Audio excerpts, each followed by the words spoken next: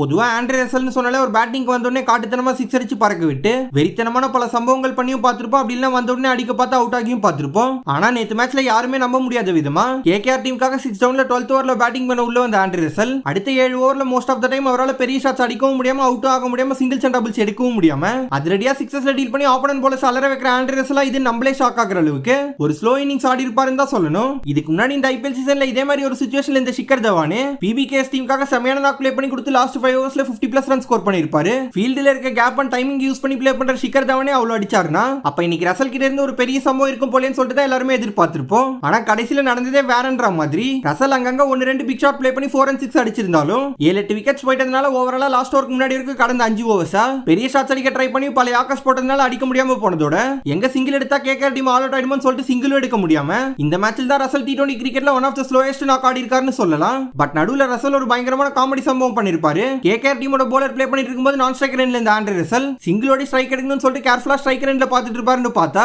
Bowler bowling போட batsman batting ஆடிட்டு இருக்கும்போது நான் ஸ்ட்ரைக்கர் எண்ட்ல ஆண்ட்ரே ரசல் தனியா அவர் எங்கேயோ பார்த்து பேட்டிங் பிராக்டிஸ் பண்ணிட்டு இருக்காரு. இத பார்த்த ஃபேன்ஸ்லாம் ஒரு காலத்துல எப்படி இருந்த மனுஷன் இப்ப இப்படி ஆயிட்டாருன்ற மாதிரி பேசிட்டு வராங்க. பட் லாஸ்ட் வரைக்கும் அன்பீட்டனா இருந்ததுக்கு கடைசி ஓவர்லயாச்சும் ஏதோ சம்பவம் பண்ணாருன்னு சொல்ற அளவுக்கு 20th ஓவர்ல தரமான ஷாட்ஸ் ஆடி பவர் போட்டு 2-3 சிக்ஸஸ் பறக்க விட்டு 31 பால்ஸ்ல 38 ரன் ஸ்கோர் பண்ணி கேகேஆர் டீமோட ஸ்கோரை 120+ கொண்டு போவாரு. செகண்ட் இன்னிங்ஸ்ல டிசி டீம் பேட்டிங் பண்ணி எப்படியோ தட்டு மாதிரி மேட்ச் லாஸ்ட் ஓவர் வரைக்கும் கொண்டு போனாலும் இந்த சீசன்ல தொடர்ந்து 5 தோல்விகளுக்கு அப்புறம் இந்த மேட்சை வின் பண்ணி IPL 2023ல டிசி டீம் அவங்களோட ஃபர்ஸ்ட் வின்னர் ரெஜிஸ்டர் பண்ணிருக்காங்க. அதே நேரம் அந்த மேட்சுக்கு முன்னாடி நடந்த RCB vs PBKS மேட்ச்ல ரொம்ப நாளுக்கு அப்புறம் விண்டேஜ் கேப்டன் கிங் கோலியை பார்த்தோம்னு சொல்ற விதமா RCB டீமுக்கு கேப்டனா இருந்து வழக்கம் போல அக்ரஷனோட லீட் பண்ணி சரியான டைம்ல செமையான பவுலிங் சேஞ்சஸ்லாம் பண்ணி சிறப்பான கேப்டன்சி பண்ணி RCB டீமை வின்னும் பண்ண வச்சிருப்பாரு. அதே நேரம் ஃபாஃப் டு பிளஸிக்கு இன்னமும் இன்ஜுரி இருக்கிறதுனால RCBக்கு நடக்க போற அடுத்த 1-2 மேட்சஸ்ல கூட விராட் கோலி கேப்டனா இருக்கிறதுக்கு கூட வாய்ப்புகள் இருக்கு. இந்த மாதிரி IPL பல இன்ட்ரெஸ்டிங் சம்பவங்களோட என்டர்டெயின்மெண்டா விறுவிறுப்பா போயிட்டு இருக்கும்போது இன்னொரு பக்கம் பாகிஸ்தான் vs நியூசிலாந்து T20 மேட்ச்ல ஒரு ஆச்சரியமான சம்பவம் நடந்திருக்கு. பொதுவா ஹெவி ரெயின்ஸ்னாலயோ இல்ல லைட்னிங்னாலயோ மேட்ச் நின்னு பார்த்திருப்போம். ஆனா இந்த மேட்ச்ல நியூசிலாந்து டீம் ஃபர்ஸ்ட் பேட்டிங் எடுத்து கிட்டத்தட்ட 19 ஓவர்ஸ் வரைக்கும் ப்ளே பண்ணி